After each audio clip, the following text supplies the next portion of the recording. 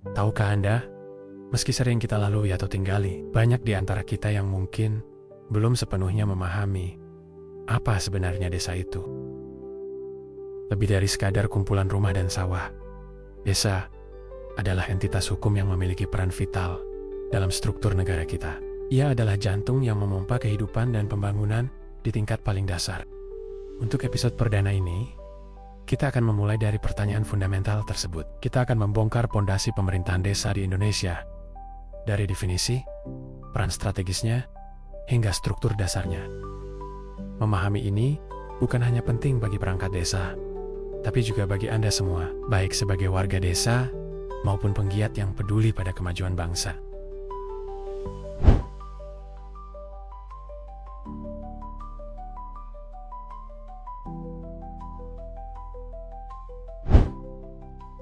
Ketika kita bicara tentang desa, apa yang terlintas di benak Anda? Mungkin hamparan sawah hijau, suasana tenang, atau keramahan warganya.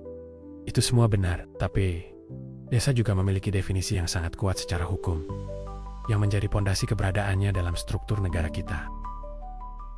Menurut Undang-Undang Nomor 6 Tahun 2014, desa didefinisikan sebagai kesatuan masyarakat hukum yang memiliki batas wilayah, yang berwenang untuk mengatur dan mengurus urusan pemerintahan, kepentingan masyarakat setempat berdasarkan prakarsa masyarakat, hak asal-usul, dan atau hak tradisional yang diakui dan dihormati dalam sistem pemerintahan Negara Kesatuan Republik Indonesia. Coba kita bedah definisi ini. Pertama, kesatuan masyarakat hukum. Ini bukan sekadar kumpulan orang, tapi sebuah entitas legal yang punya hak dan kewajiban. Ia punya batas wilayah yang jelas, punya kewenangan untuk membuat aturan sendiri, tentu dalam koridor hukum yang lebih tinggi, dan punya hak mengatur urusan masyarakatnya sendiri.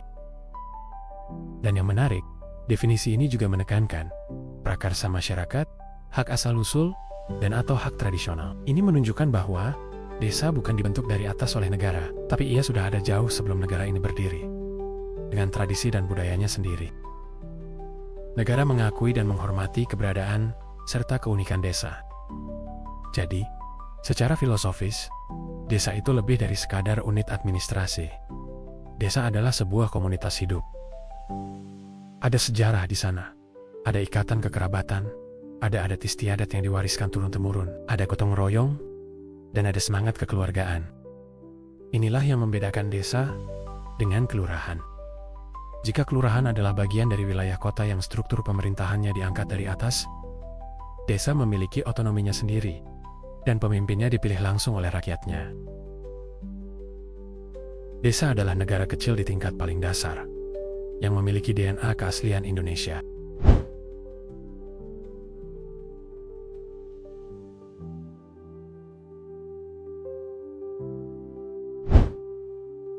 Setelah kita memahami desa dari kacamata hukum dan filosofis, kini mari kita renungkan, mengapa desa ini begitu penting? Mengapa dia disebut sebagai pondasi bagi negara kesatuan Republik Indonesia? Bayangkan sebuah bangunan raksasa. Pondasinya harus kokoh, kan? Nah, desa adalah pondasi itu. Ada setidaknya 5 alasan kuat mengapa desa memegang peran strategis yang tak tergantikan.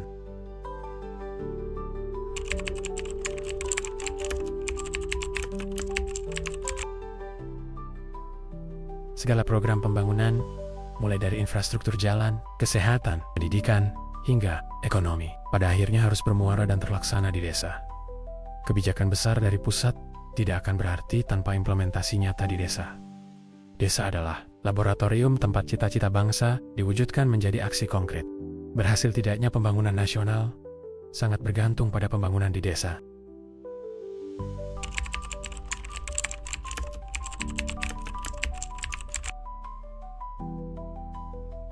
Mayoritas roda perekonomian kita, terutama sektor pertanian, perikanan, dan UMKM, bergerak di desa. Potensi ekonomi desa yang luar biasa ini adalah kunci ketahanan ekonomi bangsa. Ketika desa berdaya secara ekonomi, akan muncul lapangan kerja, pendapatan masyarakat meningkat, dan pada akhirnya, ini akan berkontribusi pada kekuatan ekonomi nasional secara keseluruhan.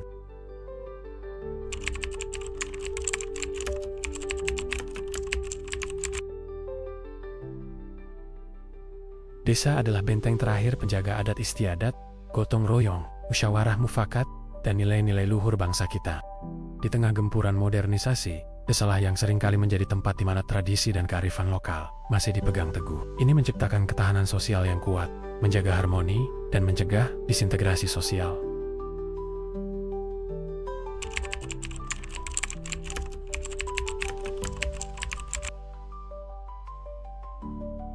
Masyarakat paling banyak berinteraksi dengan pemerintah adalah di tingkat desa, mulai dari urusan surat menyurat, pengantar administrasi, hingga informasi program pemerintah.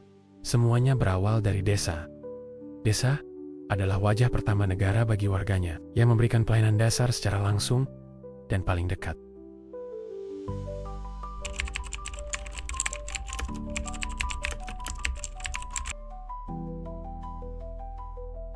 Praktik demokrasi yang paling murni dan langsung terjadi di desa. Pemilihan kepala desa, musyawarah desa, hingga penyusunan peraturan desa. Semua melibatkan partisipasi aktif masyarakat secara langsung. Ini adalah tempat di mana suara rakyat benar-benar didengar dan memengaruhi kebijakan secara langsung. Desa melatih warganya untuk menjadi warga negara yang demokratis dan partisipatif. Singkatnya, desa bukan hanya lokus geografis. Desa adalah jantung negara yang terus berdenyut, pusat aktivitas ekonomi, penjaga budaya, penyedia layanan, dan arena demokrasi yang sesungguhnya. Jika desa kuat, Indonesia pun akan tangguh.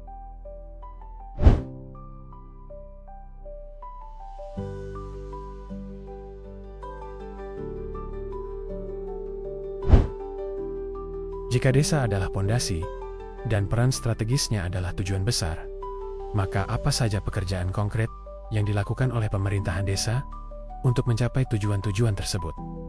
Pada dasarnya, ada 4 pilar fungsi utama yang dijalankan oleh seluruh elemen pemerintahan desa, dari kepala desa hingga staf paling bawah.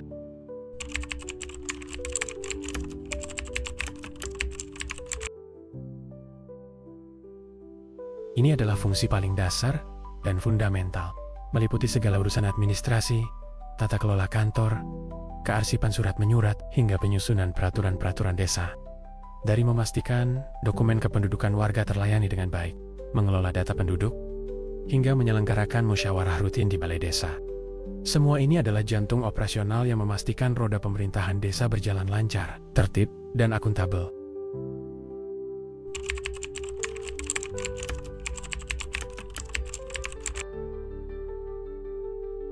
Ini adalah fungsi yang paling terlihat dampaknya.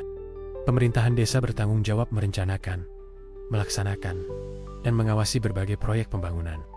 Tidak hanya infrastruktur fisik seperti jalan, jembatan, drainase, atau fasilitas umum, tapi juga pembangunan non-fisik, seperti pembangunan sumber daya manusia, program kesehatan, atau pengembangan sarana pendidikan.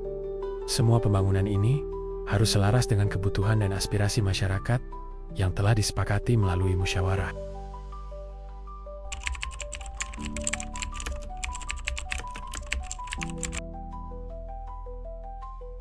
Fungsi ini berfokus pada penguatan ikatan sosial, adat istiadat, dan keamanan di tengah masyarakat.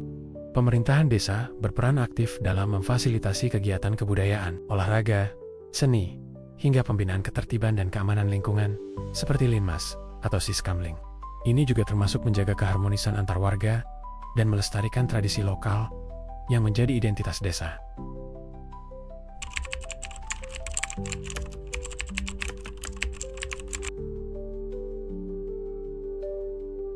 Fungsi keempat ini sangat penting untuk kemandirian desa.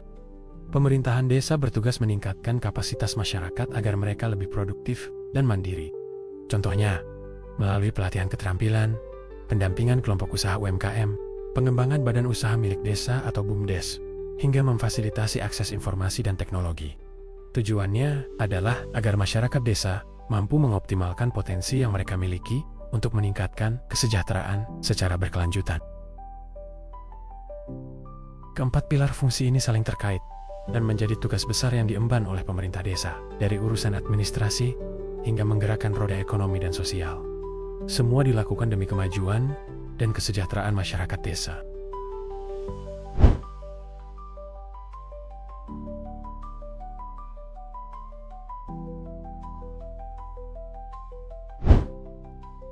Kita telah berjalan bersama menelusuri definisi desa, memahami kedudukannya yang kokoh sebagai pondasi negara, dan mengurai 4 pilar fungsi utamanya.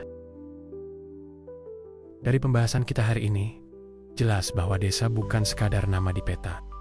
Desa adalah kesatuan masyarakat hukum yang hidup, berdaya, dan memegang peran vital dalam setiap sendi kehidupan, berbangsa, dan bernegara. Ia adalah akar yang menopang pohon pembangunan Indonesia. Memahami desa berarti memahami rumah kita bersama. Ini adalah tanggung jawab kita semua, baik sebagai warga yang berperan aktif, sebagai perangkat desa yang mengemban amanah, maupun sebagai penggiat yang tak henti mendorong kemajuan. Semoga episode perdana catatan Sekdes ini membuka wawasan baru bagi Anda semua.